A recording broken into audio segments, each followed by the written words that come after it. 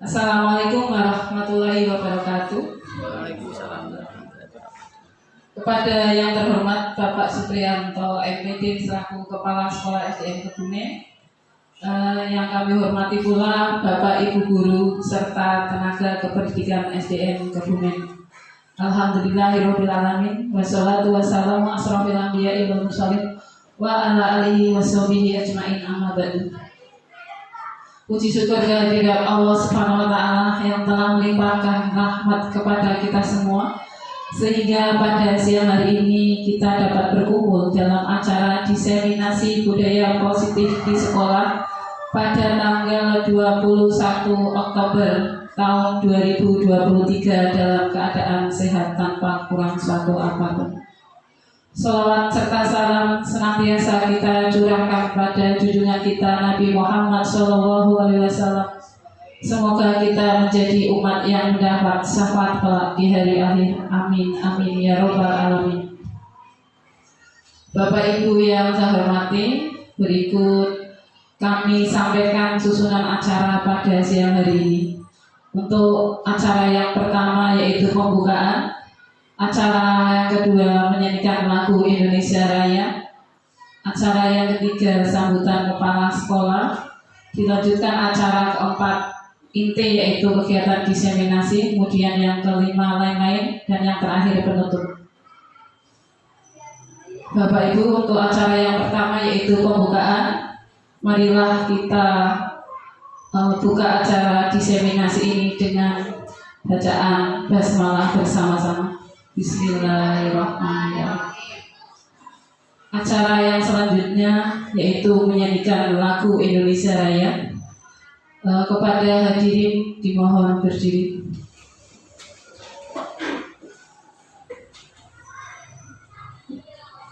Hiduplah Indonesia Raya, Indonesia tanah airku.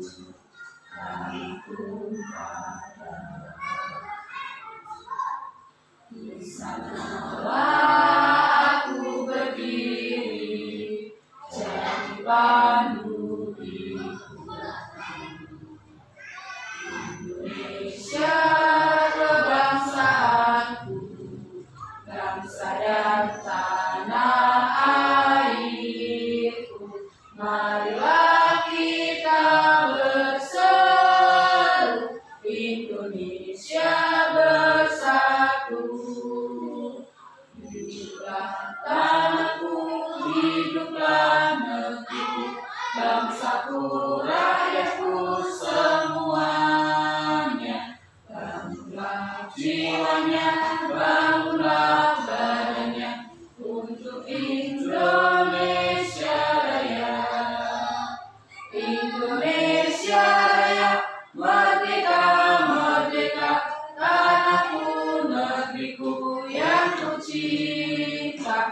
Indonesia Raya, merdeka, merdeka, hiduplah Indonesia Raya. Indonesia Raya, merdeka, merdeka, tanahku, negeriku yang ku cinta. Indonesia Raya, merdeka, merdeka, hiduplah Indonesia Raya. Hadirin dipersilakan duduk kembali.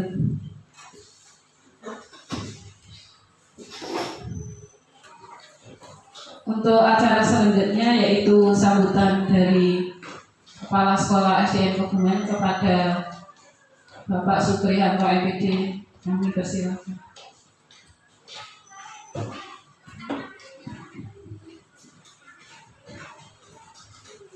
Assalamualaikum warahmatullahi wabarakatuh. Kepada yang terhormat Ibu Solehatun selaku CPP Angkatan 9 dari SD Negeri Kebumen, Kabupaten Batang, di mana Bu Solehatun selaku narasumber pada kegiatan diseminasi penerapan budaya positif di sekolah. Tak lupa yang saya hormati Bapak dan Ibu guru dari keluarga besar SD Negeri Kebumen. Alhamdulillah pada kesempatan yang berbahagia ini kita masih diberikan kesehatan, diberikan keimanan untuk bisa mengikuti kegiatan yang sangat bermanfaat ini. Mudah-mudahan membawa tambahan pengetahuan buat kita semua. Tak lupa sholawat serta salam senantiasa kita aturkan kepada junjungan kita Nabi Agung Muhammad SAW yang selalu kita nantikan syafaatnya di yaumul qiyamah. Amin Allahumma amin. Bapak dan Ibu guru yang saya hormati, pada kegiatan diseminasi penerapan budaya positif ini Bapak Ibu akan diberikan materi yang mencakup terkait tentang budaya positif apa saja yang sudah dipraktekkan oleh Ibu Solehatun. Kemudian nanti Bapak Ibu diharapkan bisa mengambil praktek baik tadi untuk diterapkan di masing-masing kelas. Harapannya dengan adanya penerapan budaya positif tersebut tentunya akan berdampak pada peningkatan hasil belajar bagi siswa, di mana di kegiatan ini adalah terakhirnya adalah untuk kegiatan yang tujuannya adalah untuk mengembangkan ataupun berbagi pengetahuan terkait dengan hal apa saja yang diperoleh dari kegiatan JGP selama ini, dari modul 1 ke 3, modul 1 sampai modul 3 itu nanti akan kita dapat merasakan ataupun dapat menerima ilmunya untuk bisa dikembangkan maupun didiseminasikan ke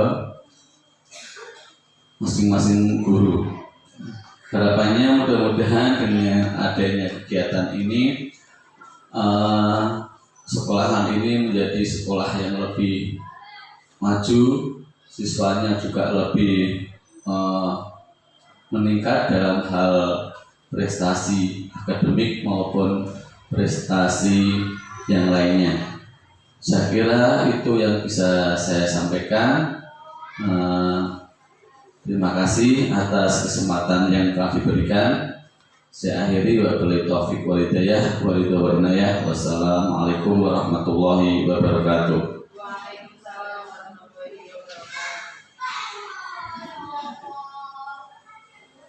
Untuk acara yang keempat yaitu inti kegiatan diseminasi, kepada Ibu Solehatun kami persilahkan.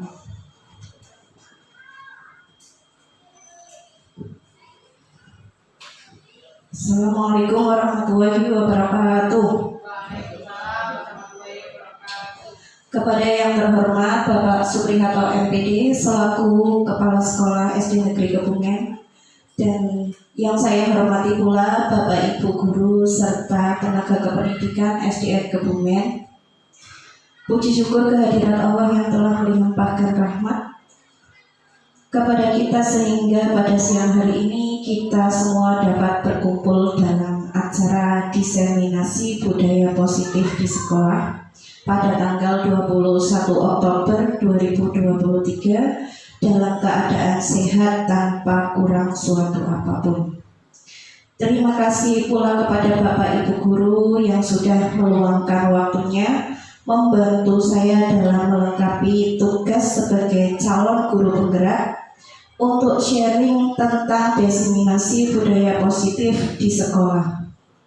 Saya berharap dengan adanya kegiatan ini, Bapak Ibu guru dapat menambah wawasan dan dapat menerapkan budaya positif di sekolah kita masing-masing.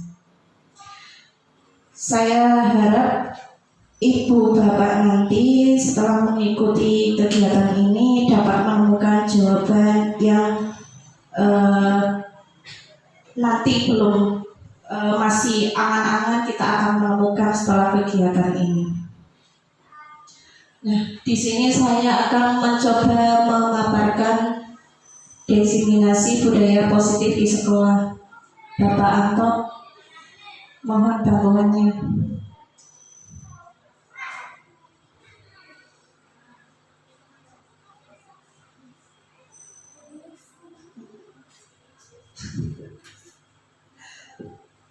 Bapak Ibu guru, tolong diperhatikan untuk slide yang ada di depan. Menurut Bapak Ibu, apakah Bapak Ibu setuju bila yang pertama, pemberian hukuman dapat mendisiplinkan siswa? Apakah Bapak Ibu setuju?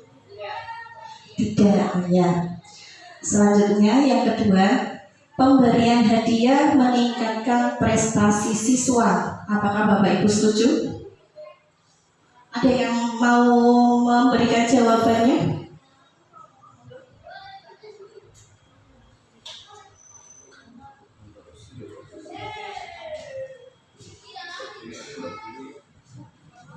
Untuk pemberian hadiah meningkatkan prestasi siswa. Jawabannya bisa ya, bisa tidak ini. Kalau iya mungkin karena anak-anak misalnya kok kegiatan lomba itu nanti juga itu nanti kan memacu semangat, jadi biar semangat lomba. Tapi kalau untuk keseharian itu jangan dibiasakan memberikan hadiah karena nanti anak itu melakukan sesuatu itu tidak di dalam dirinya, tapi karena ada pancing atau ada stimulus berupa hadiah seperti itu. Terima kasih. Terima kasih Bu Maria. Selanjutnya yang nomor 3, guru harus mampu memberikan solusi terhadap semua masalah siswa. Apakah menurut Bapak Ibu semua setuju jika guru itu harus memberikan solusi kepada semua masalah siswa? Setuju? Oh iya.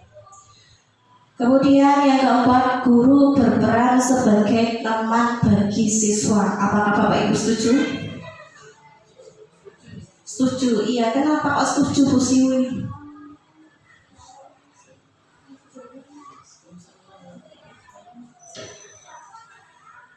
Biasanya itu ya Bu, anak-anak itu kalau guru itu biasanya ditakuti, biasanya maksudnya kayak Bu guru. Tapi kalau kita berusaha untuk sebagai teman, ayo sini, bisa jadi mungkin anak-anak bisa sharing ada masalah apa.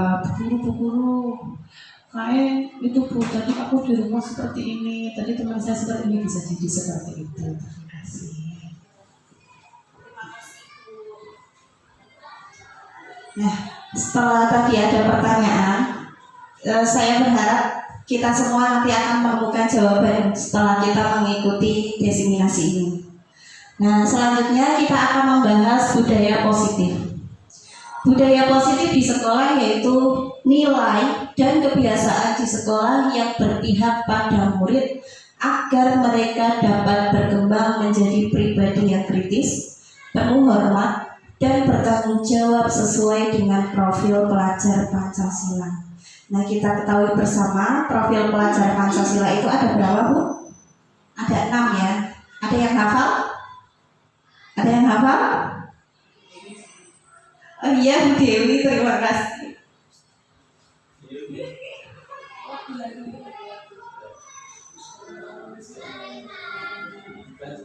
Profil pelajar Pancasila yang pertama itu ada beriman, bertakwa kepada Tuhan Yang Maha Esa, dan berakhlak mulia.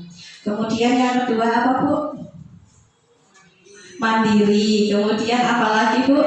Kreatif. Kemudian bernalar kritis. Kemudian gotong royong. Satu lagi apa Bu? berkebinekaan global. Pinter. Lanjut Pak. Nah selanjutnya saya akan membahas konsep utama budaya positif. Di sini ada 7 poin yang akan kita pelajari. Yang pertama ada paradigma teori kontrol. Yang kedua disiplin positif. Yang ketiga kebutuhan dasar manusia. Yang keempat motivasi perilaku manusia. Yang kelima restitusi, posisi kontrol guru. Yang keenam keyakinan kelas. Dan yang terakhir ketujuh segitiga restitusi. Kalau menurut Bapak Ibu kata-kata di depan itu asing nggak sih? Asing ya? Iya, nanti kita akan bahas bersama. Mungkin Bapak Ibu itu di kelas sudah melaksanakan semuanya, tapi tidak mengetahui maknanya, tidak tahu namanya.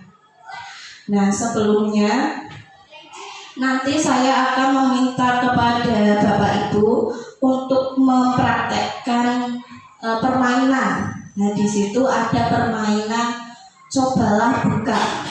Nanti tugas Anda adalah mengepalkan salah satu tangan Anda. Nah, nanti kita akan bermain bersama teman, berpasang-pasangan.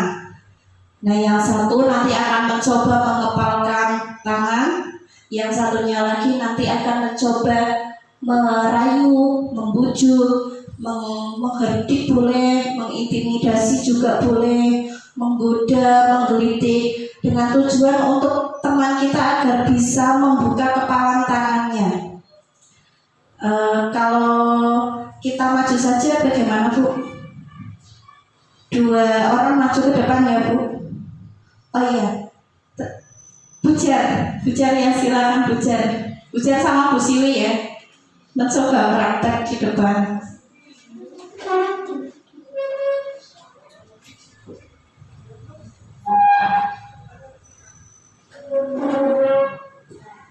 Di depan ada 2 orang, yang satu yang bertugas mengepalkan tangan, yang satu bertugas untuk mencoba membuka kepalan tangan temannya. Silakan Ibu bisa bermain.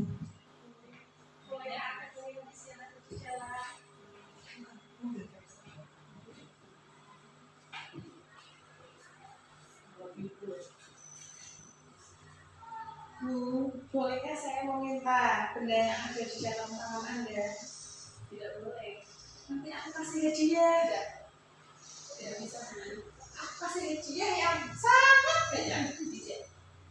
Nanti kalau kamu tidak memberikan, saya tidak mau berteman dengan kamu. Biarkan saja. Saya masih punya banyak teman. Nanti aku beri.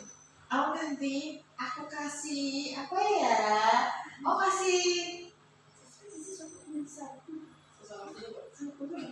Ya, nanti aku kasih makanan gratis. Oh tidak. Saya kan jualan. Tidak bisa Bu. Jangan Bu. Ya, demi persahabatan kita.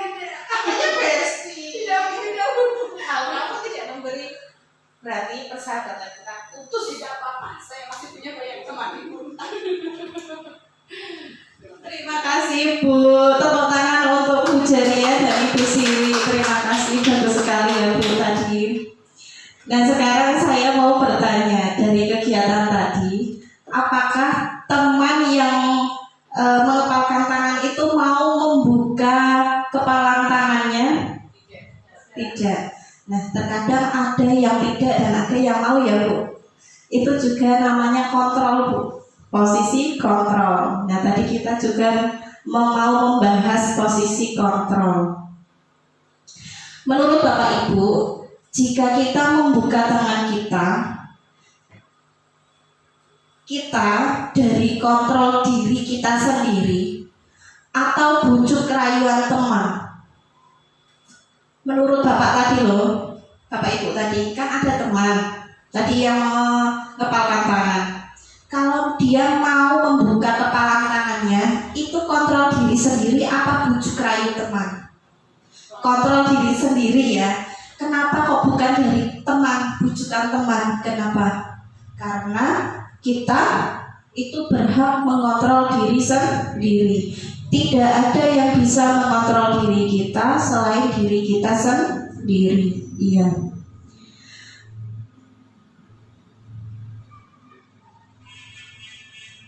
Nah, dari kegiatan tadi, selama ini kita tahu ada peraturan atau aturan yang harus dipatuhi. Padahal aturan itu kan bukan dari kontrol kita sendiri ya Bu ya.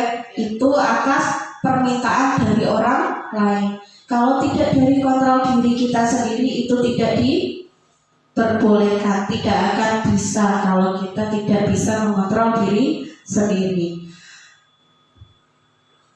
Lanjut Pak. Nah, selanjutnya kita akan membahas perubahan paradigma teori kontrol dari Dr. William Glasser. Nah, di situ ada ilusi guru mengontrol murid. Apa sih maksudnya? Nah, kebiasaan kita itu biasanya beranggapan bahwa kita mampu mengontrol murid.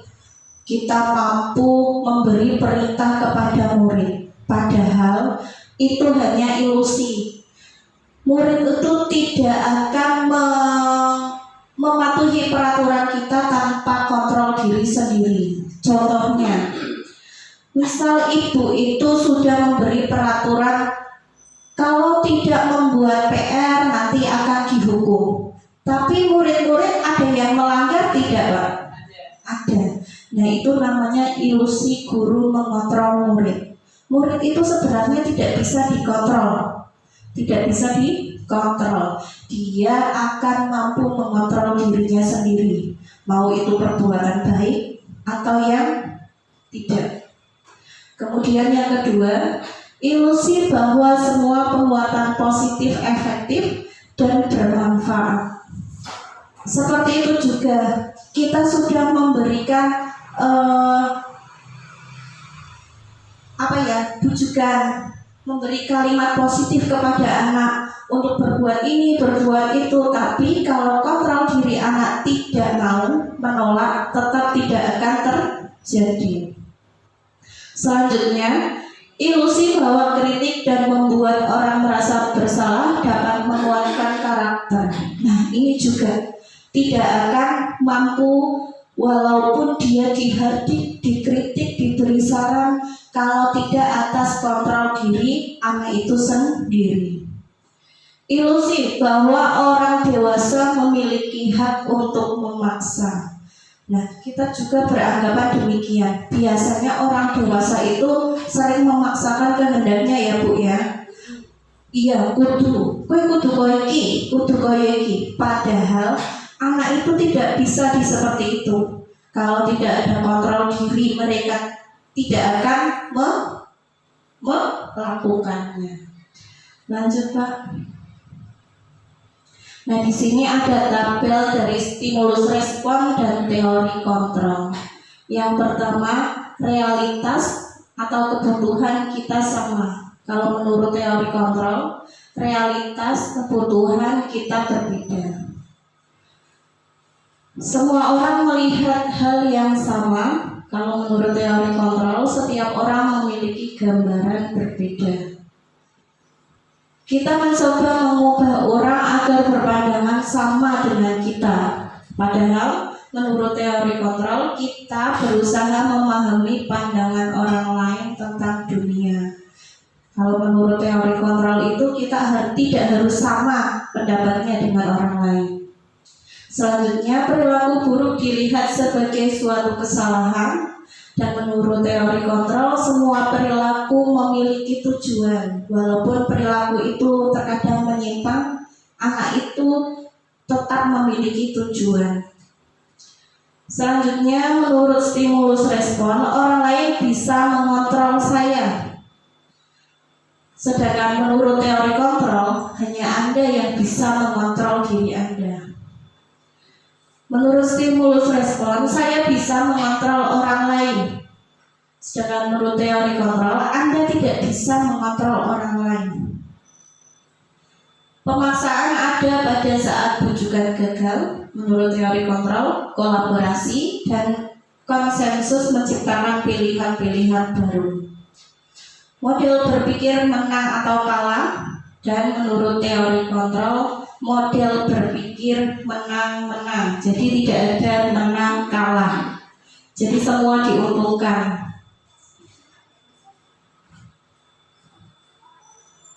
Nah, dari paradigma stimulus respon terdapat stimulus respon lawan teori kontrol tadi ya Bu ya. Nilai-nilai kebajikan yang sudah kita sebutkan tadi tertuju pada profil pelajar Pancasila yang sudah kita sebutkan tadi Bu. Nah, selanjutnya kita akan membahas disiplin positif. Diana menyatakan bahwa arti dari kata disiplin berasal dari bahasa Latin disiplina yang artinya belajar. Kata disiplin juga berasal dari akar kata yang sama dengan disipel atau murid atau pengikut.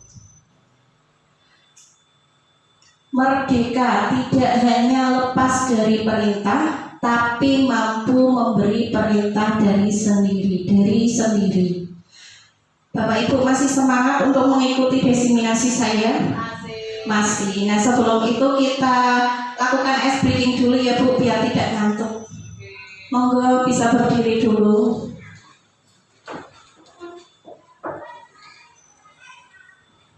Tepuk buka tutup ya Bu. Tepuk buka tutup, buka tutup, buka tutup. Bertepuk tangan. Buka tutup, buka tutup. Tepuk tangan lagi. Digulung-gulung, digulung-gulung. Sambil tersenyum, digulung-gulung, digulung-gulung. Sambil tertawa. Ibu silakan duduk kembali. Masih semangat ya Bu? Nah, penerapan disiplin dengan memunculkan kesadaran diri dan tanggung jawab tanpa ada paksaan, pujian, dan hukuman karena mampu mengontrol diri dan meyakini apa yang dilakukan berasal dari motivasi intrinsik.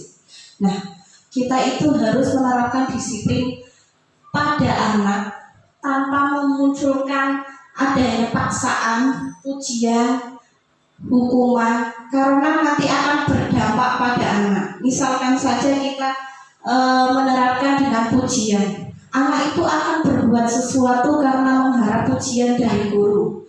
Tidak hanya di sekolah, nanti anak ketika besar juga akan mengharap seperti itu. Selain itu, kalau kita memberikan hukuman, nanti anak berbuat sesuatu itu akan merasa takut karena diawasi. Nah, kalau tidak diawasi, apakah menjamin mereka tidak akan berbuat buruk? Nah, oleh karena itu kita harus menerapkan anak itu memunculkan anak dengan penerapan budaya positif tanpa adanya paksaan, pujian, dan hukuman. Selanjutnya Pak. Nah, selanjutnya kita akan belajar tentang kebutuhan dasar murid. Kebutuhan dasar murid itu ada beberapa, antara lain yang pertama bertahan hidup. Nah, kita harus paham kebutuhan dasar murid. Untuk apa? Untuk membuat anak merasa nyaman di dekat kita. Kita harus memahami kebutuhan dasar muridnya. Nah, terkadang di sekolah kita itu kan ada anak-anak yang berbuat menyimpang ya Bu ya, yang indisipliner itu, indisipliner. Nah, kita juga harus mengetahui kebutuhan dasar murid anak. agar anak-anak itu tidak berbuat menyimpang lagi. Kita harus memahami kebutuhan dasarnya. Selanjutnya ada kebutuhan kasih sayang dan diterima, love and belonging. Anak itu terkadang berbuat menyimpang itu karena mungkin mempunyai masalah dengan kekurangan kasih sayang, dan terkadang anak itu merasa tidak diterima di lingkungannya. Nah, oleh karena itu kita sebagai guru harus bisa memahami kebutuhan dasar anak. Selanjutnya penguasaan atau power. Selanjutnya kebebasan atau freedom. Nah, kebebasan ini yang perlu kita terapkan di kelas kita. Kita itu tidak boleh memaksakan kehendak kepada anak. Kamu belajar yang harus di dalam kelas, anteng. Nah, itu termasuk tidak memerdekakan anak. Kita harus mencari tahu dulu, anak itu gaya belajarnya seperti apa sih?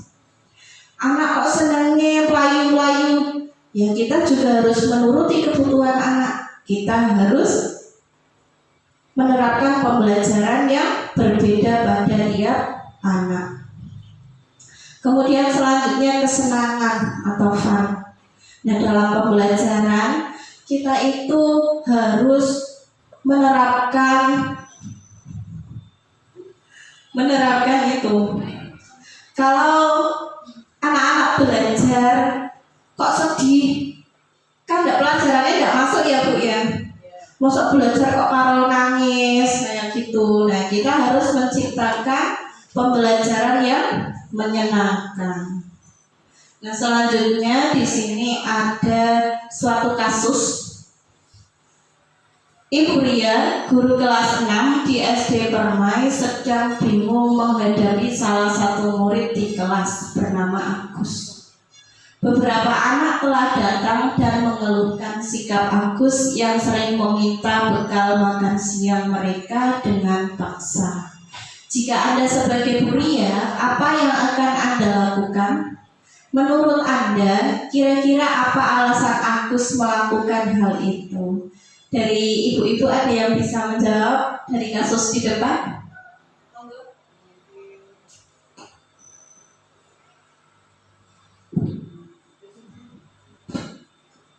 Jika Anda sebagai guru, mungkin jika saya menjadi Bu Ria, saya tanya dulu kenapa Agus sering meminta bekal makan siang teman-teman. Apakah dia tidak dikasih uang jajan oleh ibunya, oleh orang tuanya, ataukah mungkin si Agus itu tidak sarapan di rumah? Terus mungkin si Agus itu ingin makanan atau bekal makanan yang dipunyai oleh temannya. Begitu Bu. Iya. Tepuk tangan untuk Ibu Siwi. Ya, silakan ada yang mau menambah lagi Bu. Oh iya.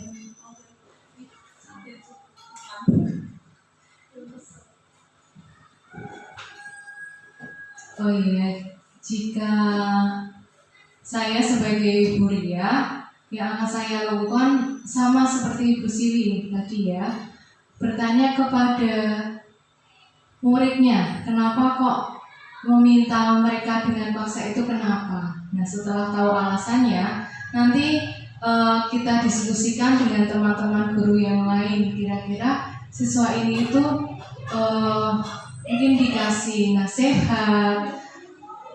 Jika tadi kan sudah ditanya alasannya, terus kemudian dikasih nasihat. Jika kedepannya masih mengulangi lagi, mungkin kita perlu memanggil orang tuanya ke sekolah, gitu, untuk ditindaklanjuti. Terima kasih Bu.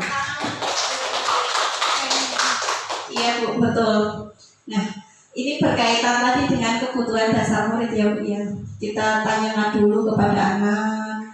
Nah, kita harus tahu kebutuhan dasarnya Agus itu seperti apa sih. Nah, kita harus mencari tahu sebagai guru.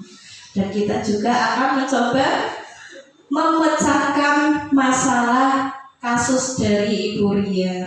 Ya, terima kasih Bapak Ibu. Selanjutnya Pak.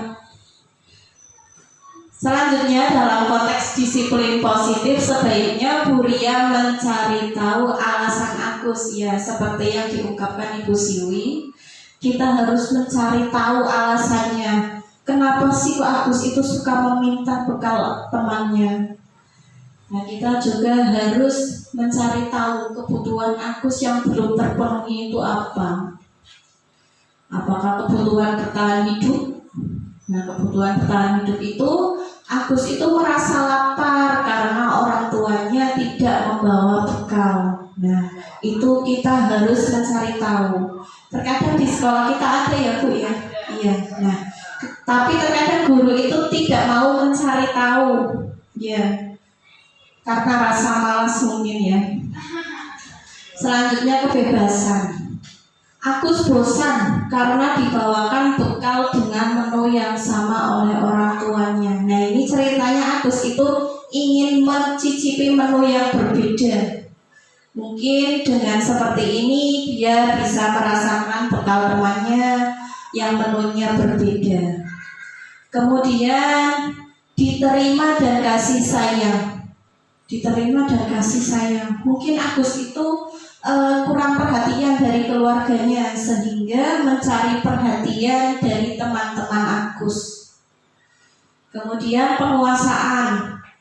Agus itu merasa hebat karena temannya merasa takut dan menuruti permintaan Agus. Nah, ini banyak ini di sekolah kita ya Bu ya. Terkadang ada yang merasa jago. Nek tanganmu aku paling wedi kok. Nah, seperti itu namanya penguasaan. Kebutuhan kesenangan. Agus hanya iseng dan merasa bahagia ketika melihat ekspresi wajah temannya yang ketakutan. Nah, kalau ini termasuk usil berarti ya Bu ya. Usil ngeprank nek cara saiki ngono. Selanjutnya Pak.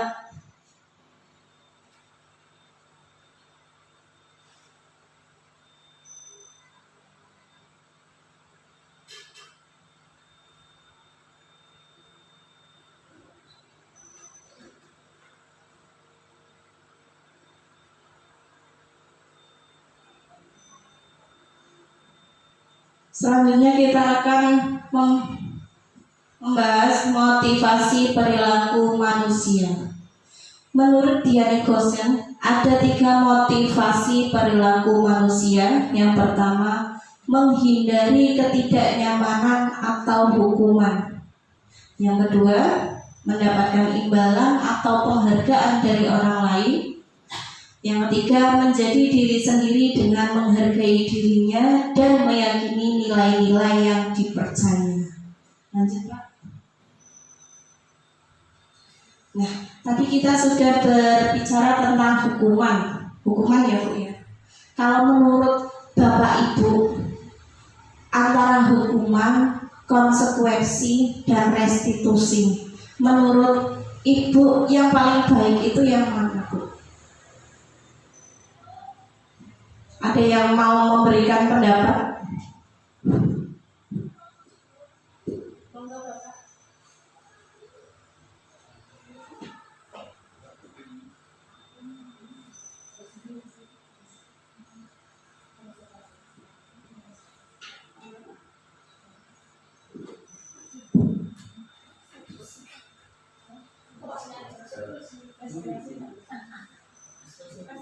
Ya, menurut saya antara hukuman, konsekuensi, dan restitusi itu yang lebih baik itu restitusi. Di situ kan dijelaskan bahwa restitusi proses memperbaiki kesalahan mereka. Jadi dibanding kita memberikan hukuman, lebih baik kita memperbaiki kesalahan mereka dengan yang lebih baik, menjadi lebih baik lagi. Terima kasih Ibu. Tepuk tangan untuk Ibu Reni. Menurut Ibu Reni, lebih baik menerapkan restitusi karena prosesnya memperbaiki kesalahan mereka, ya Bu ya. Kita itu kalau di sekolah itu tidak boleh memberikan hukuman, kata Bu Reni. Kita lebih baik mengarahkan anak untuk memecahkan masalah sehingga mereka dapat memecahkan masalah mereka, dapat memperbaiki kesalahan mereka seperti itu ya. Nah di situ sudah ada pemaparannya. Hukuman itu bersifat satu arah dan tidak terencana. Biasanya hukuman itu terjadi pada waktu itu juga Bu, tidak direncanakan. Misalnya ada anak yang terlambat, langsung dimarahi, dihardik oleh guru. Kenapa kok kamu terlambat? Nah langsung dikasih hukuman. Sekarang kamu lari-lari di lapangan 50 kali. Nah itu juga termasuk hukuman, tidak direncanakan dan langsung terjadi saat itu juga. Akibatnya apa? Akibatnya biasanya anak itu akan menaruh dendam, benci kepada guru. Nah itu tidak diperbolehkan. Selanjutnya untuk konsekuensi. Konsekuensi itu bersifat dua arah dan terencana. Biasanya konsekuensi itu sudah disepakati bersama Bu. Contoh saja, misal Ibu Reni guru kelas 4 mendapati anak yang sudah mencoret-coret mejanya. Kemudian Ibu Reni bertanya, "Nak, kenapa kok dicoret-coret?" Nah, "Iya Bu, tadi aku pengen mencoret-coret." Nah, Ibu Reni bertanya, sesuai kesepakatan kita, kalau kamu mencoret-coret meja itu harus apa? Nah, anak itu sudah tahu, oh iya Bu, nanti saya hapus. Nah, anak menghapus mejanya sendiri. Itu termasuk konsekuensi karena sudah disepakati bersama dan sudah direncanakan jauh-jauh hari. Kemudian restitusi. Nah, restitusi itu guru itu sebagai pengarah, mengarahkan anak untuk memecahkan masalah mereka sendiri. Guru hanya memfasilitasi. Nah, ini yang terbaik. Konsekuensi juga baik, tapi restitusi lebih baik. Selanjutnya, Pak. Nah, di sini ada tabel yang identitas gagal dan identitas sukses. Nah, menurut tabel ini, yang gagal itu adalah hukuman dan yang sukses itu antara konsekuensi dan restitusi. Yang menurut hukuman di situ ada sesuatu yang menyakitkan harus terjadi. Yang menurut konsekuensi sesuatu harus terjadi. Sedangkan menurut restitusi, restitusi merupakan pilihan. Nah, silakan Bapak Ibu amati terlebih dahulu. Nah, selanjutnya Pak.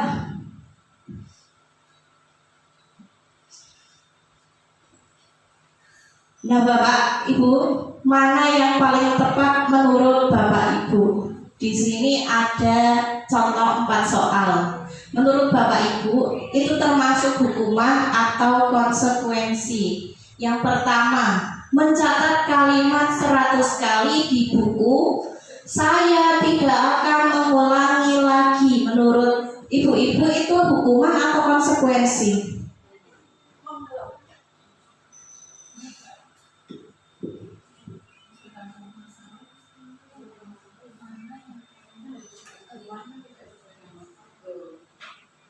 Oh iya, ini itu ceritanya Ibu Maria itu guru kelas 6. Nah, di kelas itu ramai sekali. Ono bocah gelut, ada anak yang bertengkar. Nah, Bu Maria datang ke kelas 6 dan langsung memarahi anak-anak. Kemudian yang berkelahi itu disuruh menuliskan kalimat di buku 100 kali. Saya tidak akan mengulangi lagi. Nah, itu termasuk hukuman atau konsekuensi? Hukuman. Kenapa kok hukuman? Kalau konsekuensi itu kan sudah ada, misalkan gini loh Bu, tadi kan dijelaskan dua arah terus sudah terencana. Ini kan tidak ada terencana, hukum masuk langsung memberikan hukuman, bukan konsekuensi. Iya, bagus Bu. Iya. Berarti sudah ada gambaran ya Bu ya? Iya, sudah. Kemudian kasus yang kedua, anak disuruh lari mengelilingi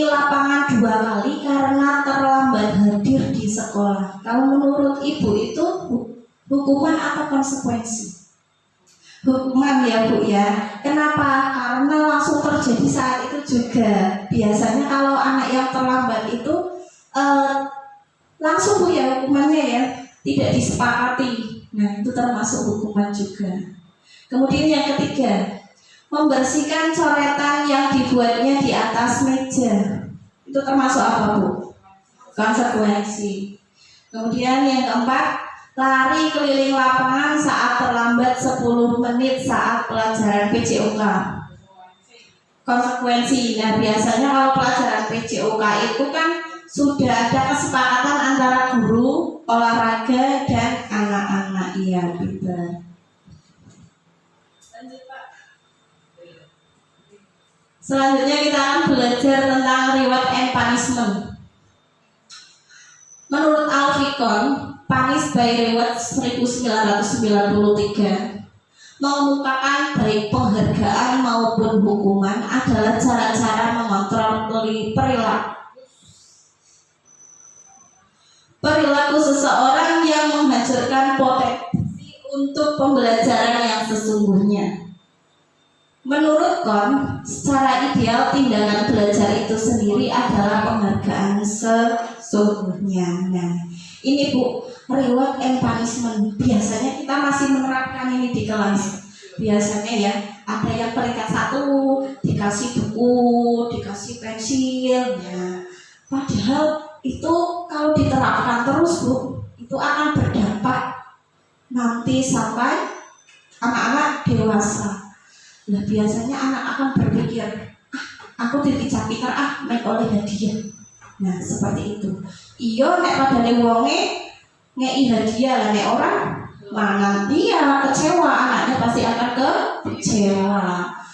Megah wong ora dikei hadiah. Nah seperti itu ya Bu ya. Nah kemudian untuk yang hukuman punishment, nah ini juga tidak diperbolehkan. Kenapa? Ini akan membuat anak itu menjadi dendam kepada kita. Contohnya saja, ketika kita memberi hukuman kepada anak, ini kan banyak kasus-kasus ya Bu ya. Ada guru yang dibacok, ada yang dianiaya. Nah itu juga karena dendam. Mungkin anak-anak itu merasa dendam pada guru karena sudah memberikan hukuman yang berlebihan. Lanjut Bapak. Selanjutnya kita akan belajar tentang restitusi posisi kontrol guru. Yang pertama ada penghukum, ada pembuat merasa bersalah, ada teman, pemantau, dan manajer. Lanjut Pak. Ya. 5 posisi kontrol ini, ya, di sini ada 5 posisi kontrol. Penghukum, nah guru berbuat menghukum, menghardik, menunjuk-nunjuk, menyakiti, menyindir, nah itu termasuk penghukum. Kemudian contohnya, kalau kamu tidak melakukannya, awas kamu rasakan ya. Nah seperti itu juga termasuk penghukum. Hasilnya apa? Hasilnya anak akan memberontak, menyalahkan orang lain, dan kemungkinan terburuknya anak akan terus berbohong. Kaitannya dengan dunia berkualitas, murid meletakkan guru di luar dunia berkualitas. Nah, anaknya itu tidak suka kepada gurunya karena sering mengata-ngatai, menyakiti, menghardik kita. Nah, muridnya biasanya berkata, biarkan saja, nanti juga marah-marah lagi. Nah anaknya itu akan menganggap biasa, ala paling guru cekel-cekel kayak seperti itu. Kemudian pembuat orang merasa bersalah.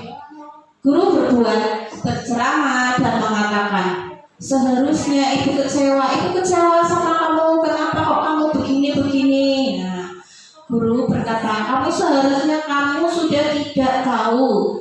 Ibu lelah sekali mengatakannya, ibu stres. Nah itu membuat anak merasa bersalah. Hasilnya apa? Anak akan menyembunyikan, menyangkal, anak akan berbohong, seperti itu. Kaitannya dengan dunia berkualitas, murid meletakkan guru di dalam dunia berkualitas. Nah, anak itu akan merasa bersalah, kemudian akan meminta maaf kepada guru. Kemudian identitas berhasilnya, nah ini yang berhasil Bu, biasanya dari guru yang mau meletakkan posisi kontrol menjadi teman dan pemantau. Ini berhasil biasanya. Gurunya membuat alasan-alasan untuk muridnya. Contohnya, ayo lakukan demi ibu. Nah, masa kamu tidak mau sih? Nah, seperti itu. Terus, ingat tidak, ibu pernah bantu. Nah, itu bisa dengan halus, dengan senyum, seperti itu. Ojo ngomongnya karena lesu-lesu ya Bu ya. Nah, itu anak tidak suka. Hasilnya, anak akan menjadi ketergantungan. Nah, anaknya akan bagaimana? Anaknya akan berpikir bahwa Bapak Ibu guru adalah teman saya. Nah, anak akan menjadi nyaman. Kemudian untuk yang posisi kontrol pemantau, menghitung dan mengukur. Nah, pemantau itu biasanya gurunya berkata, apa peraturannya? Nah, seperti itu. Iya, apa peraturannya? Apa keyakinan kelas kamu? Nah, seperti itu ya Bu ya. Nah, hasilnya muridnya akan berapa banyak bintang yang saya harus peroleh. Nah, ini biasanya diterapkan di TK di kelas 1 itu Bu ya. Kalau mau maju nanti akan mendapat bintang. Nah, seperti itu. Dan itu pemantau. Kemudian yang paling sukses ini ketika guru menerapkan posisi kontrol sebagai manajer. Nah, hasilnya apa? Hasilnya murid akan berusaha memperbaiki keadaan, akan memperbaiki masalahnya sendiri. Dia akan introspeksi. Selanjutnya Pak. Nah, Bapak Ibu tentu pernah mendengar pernyataan ini. Mengapa keyakinan kelas bukan peraturan kelas? Apa sih bedanya keyakinan dan peraturan? Ada yang bisa membantu saya menjawab pertanyaan ini? Oh iya, silakan.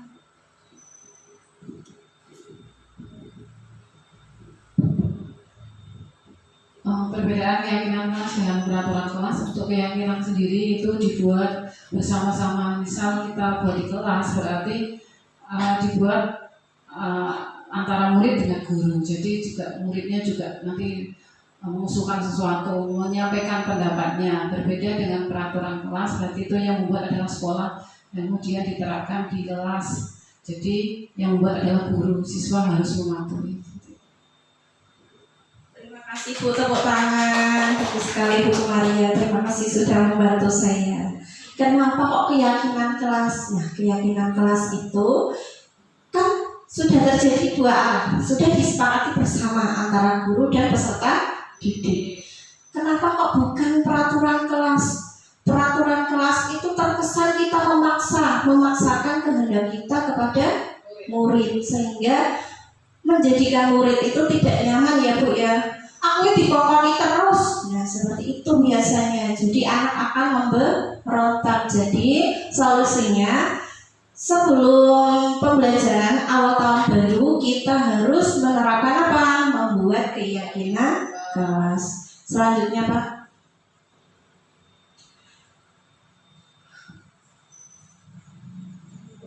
Di sini ada dua kasus Ibu.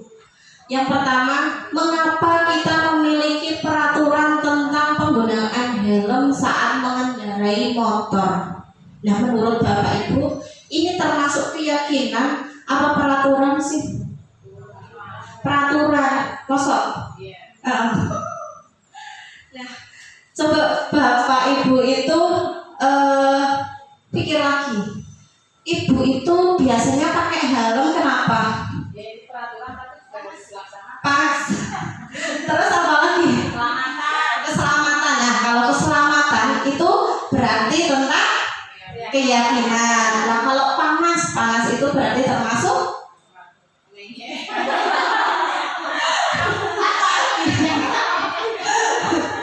Nah, kalau Bapak, menurut Bapak apa itu, Pak? Peraturan. Kenapa Pak peraturan?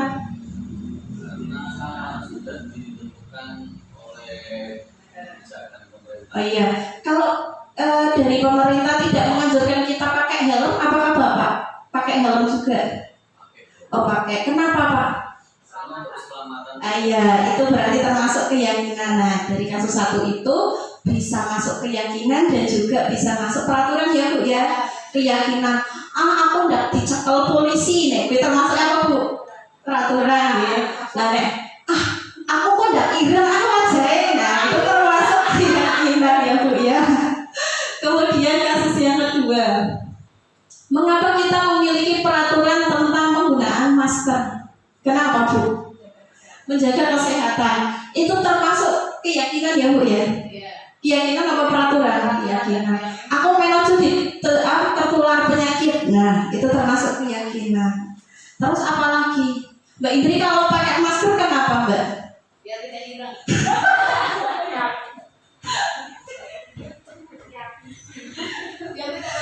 Oh iya, biar tidak terkena debu itu termasuk keyakinan. Ya, ini juga termasuk bisa keyakinan, bisa juga peraturan. Selanjutnya Pak. Nah, keyakinan kelas memuat nilai-nilai kebajikan universal yang dibuat bersama-sama antara guru dan murid, yang mana baik guru maupun murid harus memahami hak dan tanggung jawab masing-masing. Sedangkan peraturan dibuat oleh guru dan bersifat satu arah. Nah, iya, kalau keyakinan kelas itu kita bisa mengusulkan, bisa disepakati bersama. Nah, sedangkan peraturan itu guru yang membuat harus dijalani. Selanjutnya Pak. Nah, di sini ada prosedur membuat keyakinan kelas. Nah, nanti setelah diseminasi ini, saya harap Bapak Ibu bisa menerapkan membuat keyakinan kelas. Nah, di sini ada prosedurnya. Yang pertama, mempersilahkan semua siswa mencurahkan ide yang akan disepakati. Nah, anak bisa berekspresi, bisa mengungkapkan ide-idenya, bisa dituliskan di papan tulis, bisa dituliskan di kertas sticknote yang merah kuning hijau itu, kemudian ditempel. Nah, ide-ide semua anak di kelas itu harus dituliskan semuanya. Bu lah aku bocah ono 40, apa kamu nulis kabeh? Ya nulis semua, ditulis semua, harus dituliskan semua, kemudian ditempelkan di depan. Nah, selanjutnya kita mengganti kalimat negatif dengan kalimat positif. Contohnya bagaimana? Contohnya kalimat negatif ya Bu ya. Jangan buang sampah. Nah, kita ubah kalimat itu menjadi kalimat positif. Bagaimana? Iya, buang sampah pada tempatnya. Jangan membuang sampah sembarangan tadi ya contohnya. Tadi belum selesai Bu ya. Maaf. Nah, itu kalimat positifnya, buanglah sampah pada tempatnya. Nah, kemudian tinjau kembali dari siswa. Tadi kan sudah ditempelkan semua. Nah, kita kelompokkan berdasarkan jenisnya. Yang disiplin dikumpulkan jadi satu. Kemudian ubah ide menjadi keyakinan kelas. Nah, kita ubah ide-ide anak-anak itu menjadi keyakinan kelas. Kita sepakati bersama. Setelah itu kita tanda tangani kontrak keyakinan kelas. Dulu lah aku guru kelas 1, anaknya belum bisa tanda tangan, pakai cap jempol bisa, beneran. Nah terus 40 anak tanda tangan semua enggak? Iya, kan namanya juga keyakinan kelas ya, anaknya harus tanda tangan Muat. Ditaruh di mana? Di kertas-kertas di pinggirnya kan bisa ya.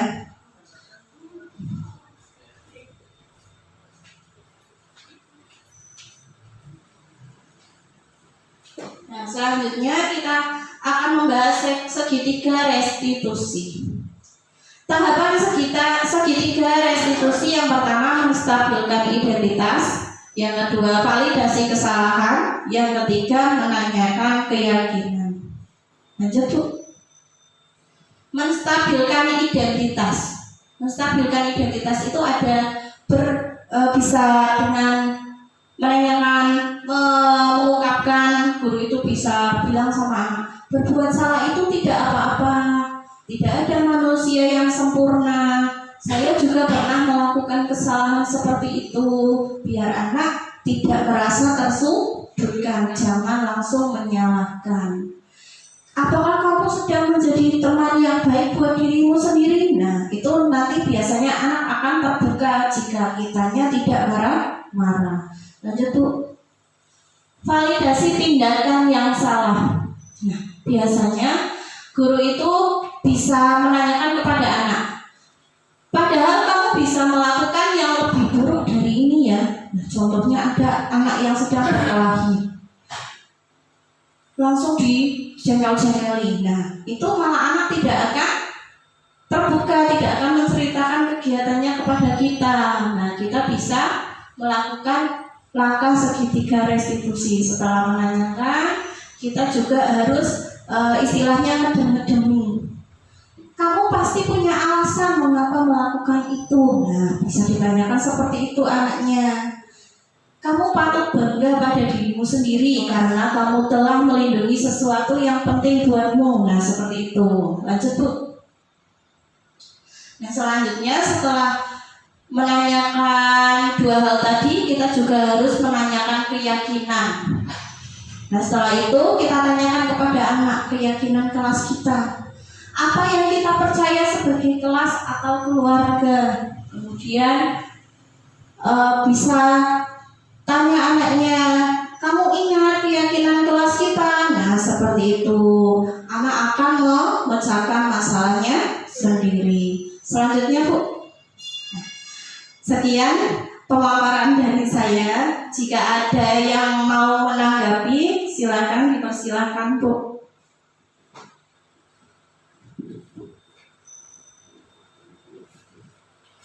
Terima kasih Bu Suhaito. Acara lain-lain, monggo Bapak Ibu yang mau menanggapi. Sudah cukup? Kalau sudah cukup kami lanjutkan untuk acara yang terakhir, yaitu penutup. Bapak Ibu, marilah kita tutup acara ini. Namun sebelumnya saya selaku pembawa acara minta maaf apabila ada ucapan yang mungkin tidak berkenan di hati Bapak Ibu. Marilah kita tutup acara ini dengan bacaan hamdalah bersama-sama. Sekian, terima kasih. Wassalamualaikum warahmatullahi wabarakatuh. Waalaikumsalam.